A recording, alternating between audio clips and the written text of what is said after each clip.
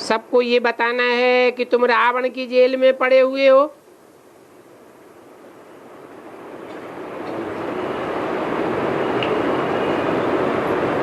तुम कोई स्वतंत्र नहीं हो,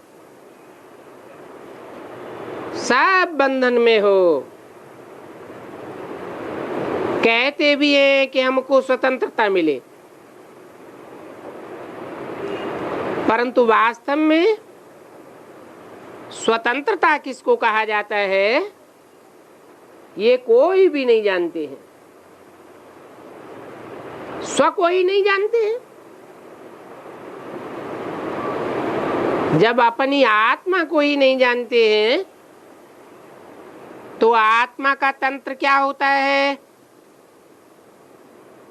परमात्मा तंत्र क्या होता है, ये तो जानेंगे ही कैसे।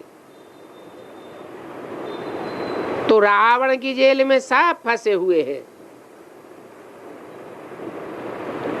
अभी सच्ची स्वतंत्रता देने के लिए बाप आए हुए हैं, क्योंकि बाप ही है एक जो सदैव स्वस्थिति में रहने वाला है, सदैव ही स्व के तंत्र में रहने वाला है।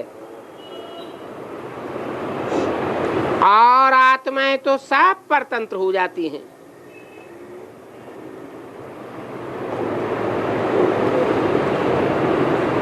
रावण की जेल में परतंत्र होकर के पाप ही पाप करती रहती है।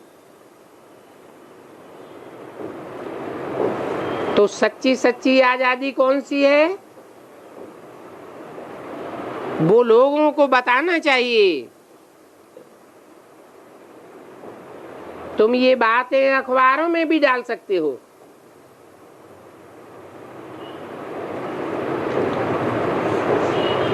यहाँ रावण के राज्य में आजादी थोड़े ही है,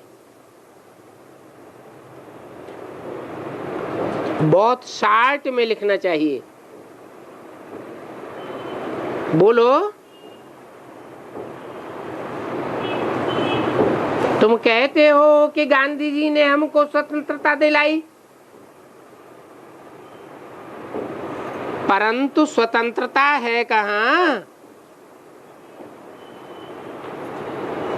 यहाँ तो सब बंधन में बंधे हुए हैं, सब रावण की जेल में है। आगे चल करके तुम्हारा विलायत में भी आवाज जावेगा।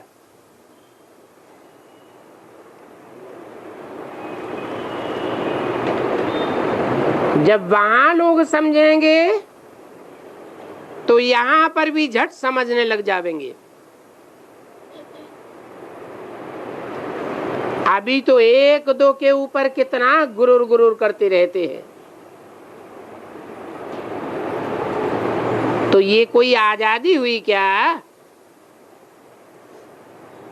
आजादी तो तुमको बाप अभी दे रहे हैं। रावण की जेल से आजाद करते हैं। तुम जानते हो कि वहां तो हम बहुत आजाद, बहुत धनवान होते हैं।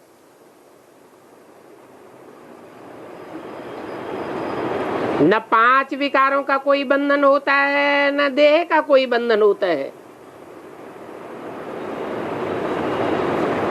प्रकृति के 5 तत्वों का भी कोई बंधन नहीं होता है।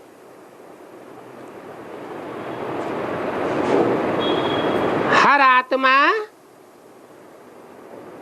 सात्विक प्रकृति के 5 तत्वों से अपने शरीर का निर्वहन करती है। प्रकृति जैसे कि दासी बन जाती है।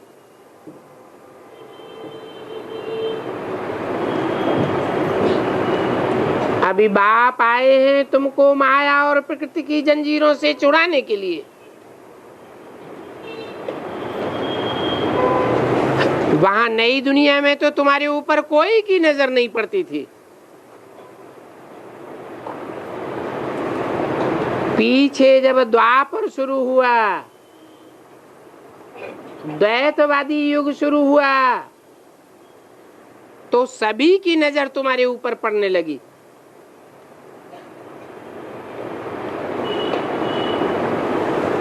तुम्हारे धन पर,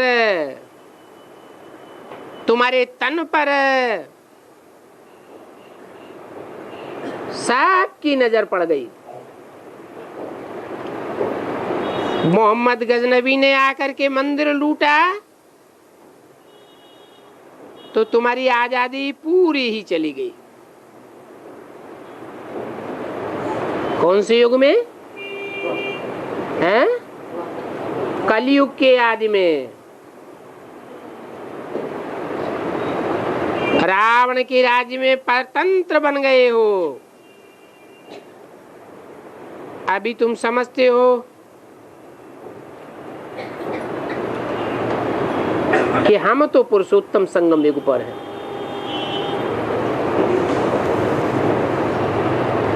न रावण के बंधन में है और न राम के राज्य में है। हाँ, सच्ची सच्ची आजादी को हमने जान लिया है तो पाने का पुरुषार्थ कर रहे हैं। वो तो आजादी को समझते ही नहीं है। तो ये आजादी की बात भी युक्ति से समझानी है। जिन्होंने कल पहले स्वतंत्रता पाई है वो ही ये स्वतंत्रता पावेंगे और इसको मानेंगे। तुम समझाते हो तो कितनी बहस करते हैं, जैसे कि जंगली बुद्धि है, समय टाइम तुम्हारा नष्ट करते रहते हैं। तो तुम्हारी दिल नहीं होती है उनसे बात करने की। अभी बाप आकर तुमको सच्ची स्वतंत्रता देते हैं। तुम जानते हो रावण की परतंत्रता में बहुत दुख है, अपरमापार दुख है। और बाप के राज्य में हम कितने आजाद होते हैं। आजादी उसको कहा जाता है जबकि हम पवित्र देवता बनते हैं। तब हम रावण के राज्य से छूट जाते हैं। इस बात को कोई भी समझते नहीं है।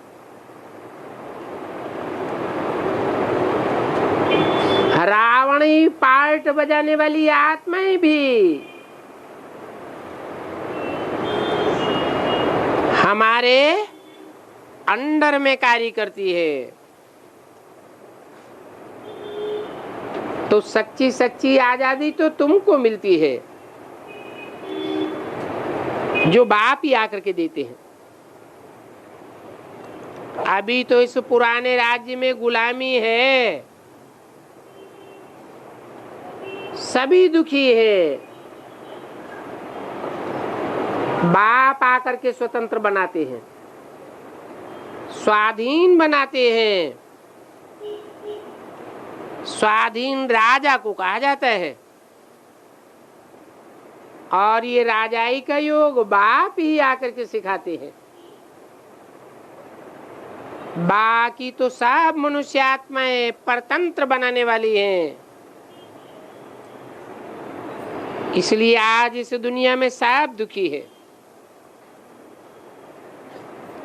तुम तो जानते हो स्वतंत्रता मिलने का ये पुरुषोत्तम संगम युग है।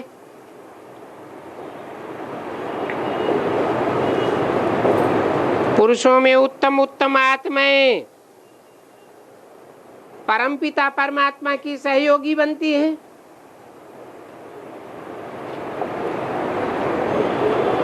तो तुमको सच्ची सच्ची स्वतंत्रता मिल जाती है। मनुष्य तो इन बातों को जानते ही नहीं है। सिर्फ माला फेरते रहते हैं, हर धर्म में माला फेरते हैं, परंतु माला के जिन मणकों को स्मृति में फेरते हैं, बुद्धि रूपी हाथ से घुमाते हैं, वो कौन आत्माएं हैं, क्या करती हैं, कैसे बाप की सहयोगी बनती है, कब बनती है, कोई नहीं जानते हैं। वो तो समझते हैं कि फॉरेन वालों की गवर्नमेंट गई तो हम स्वतंत्र बन गए, हमें आजादी मिल गई। अब बाप कहते हैं जब तक पावन नहीं बने हैं तब तक कोई को भी आजाद नहीं कहेंगे, सब परतंत्र हैं।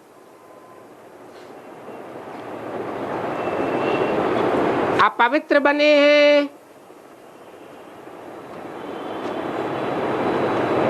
पवित्र बनने का पुरुषार्थ भी नहीं करते हैं, तो फिर जम घंटों की सजाएं खानी पड़ेंगी